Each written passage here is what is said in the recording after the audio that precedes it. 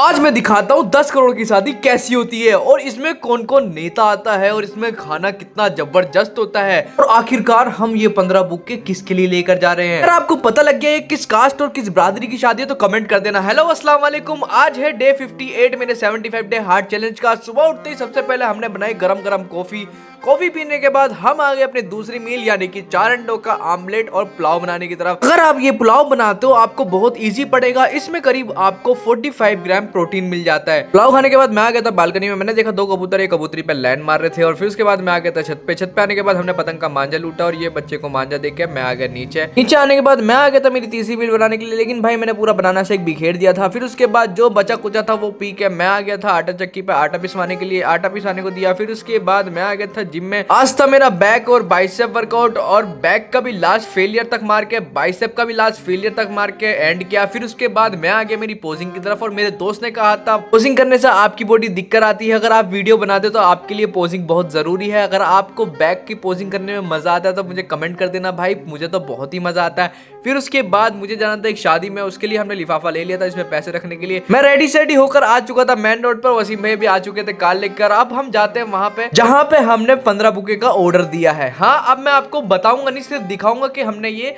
Bouquet किस लिए लिए थे। सबसे पहले बुके को हम गाड़ी में लोड करा लेते हैं, फिर उसके बाद हम निकल जाते हैं मामा के होटल की तरफ। होटल पे पहुंच के हमने अपने मामू को रेडी कराया और अब मैं बताता हूँ आपको इस होटल की खासियत। भाई इस होटल पे जैसे ही आप आओगे खुशबू से आपकी नाक चिनचिना जाएगी और भाई इतना खूबसूरती से खाना यहाँ पर रेडी होता है, इतने साफ तरीके से यहाँ खाना रेडी होता है। और टिक्की की तो माशाल्लाह आप पूरे मेरठ में खुशबू सूंघ सकते हो और इसके अंदर का इंटीरियर भी इतना साफ सुथरा रहता है। और यहाँ पे खाना खा लिया तो खीर जरूर खाना, बहुत टेस्टी बनती है। फिर उसके बाद हम कार में बैठ चुके थे और 15 बुके हमारे साथ में थे और हम पहुंच जाते हैं होटल में। होटल में तो हम पहुंच चुके थे। अब मैं बताता हूँ आपको ये बुके हम किस लिए लाए थे। ये बुके हम लाए थे वीआईपीज को एंट्रेंस पे देने के लिए। फिर उसके बाद हम आ गए थे प्लेट लेकर खाना खाने के लिए। सबसे पहले हमने ढूंढी अपनी काम की चीजें, हमने सैलेड लिया। सैलेड लेने के बाद हम आ गए अपने चिकन की तरफ, चिकन लॉलीपॉप ली। फिर उसके बाद हमने दूसरी चीजें ढूंढी लेकिन मिठाई दिख गई मुझे और भाई देख के मुंह में पानी आ गया, लेकिन हम खा नहीं सकते।